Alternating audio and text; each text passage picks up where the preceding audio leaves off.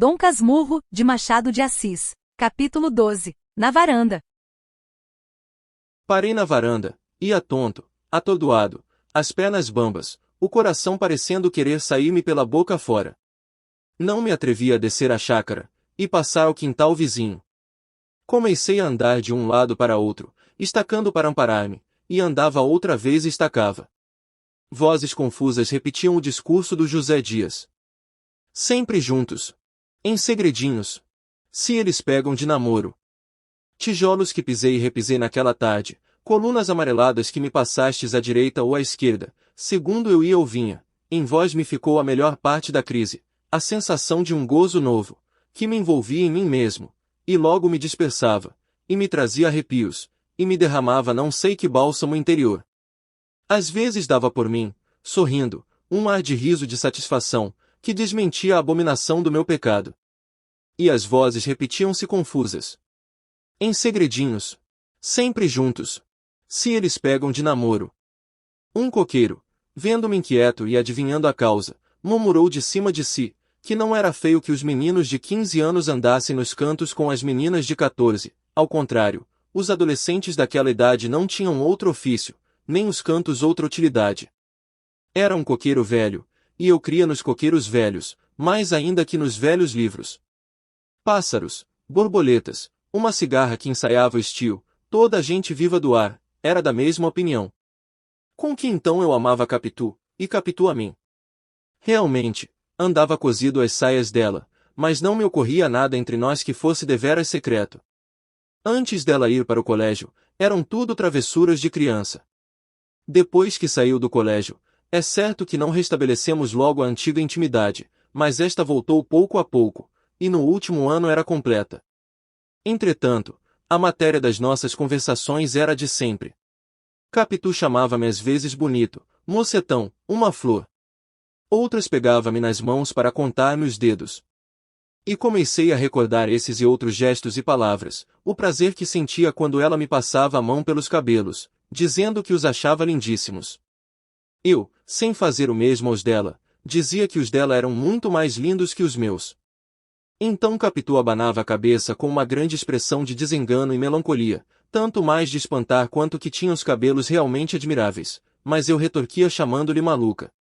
Quando me perguntava se sonhara com ela na véspera, e eu dizia que não, ouvia-lhe contar que sonhara comigo, e eram aventuras extraordinárias.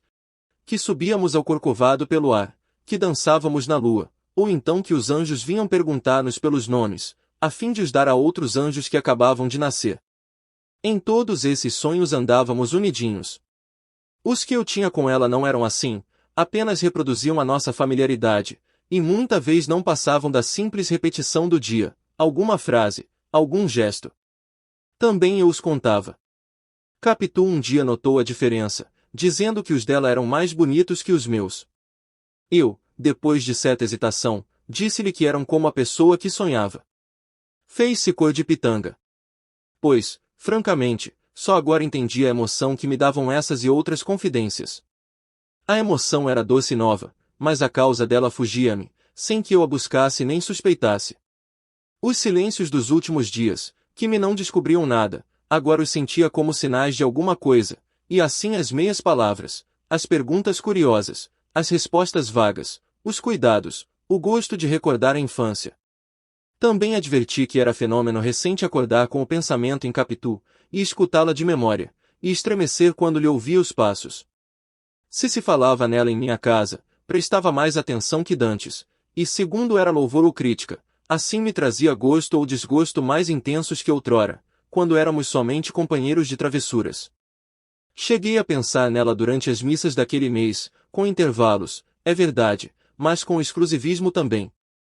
Tudo isto me era agora apresentado pela boca de José Dias, que me denunciara a mim mesmo, e a quem eu perdoava tudo, o mal que dissera, o mal que fizera, e o que pudesse vir de um e de outro.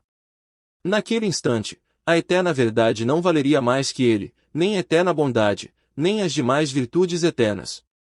Eu amava Capitu. Capitu amava-me. E as minhas pernas andavam, desandavam, estacavam, trêmulas e crentes de abarcar o mundo. Esse primeiro palpitar da seiva, essa revelação da consciência a si própria, Nunca mais me esqueceu, nem achei que lhe fosse comparável qualquer outra sensação da mesma espécie. Naturalmente por ser minha. Naturalmente também por ser a primeira.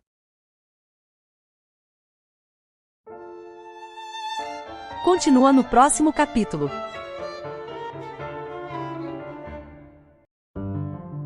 Não perca! O próximo capítulo de Dom Casmurro será Capitu.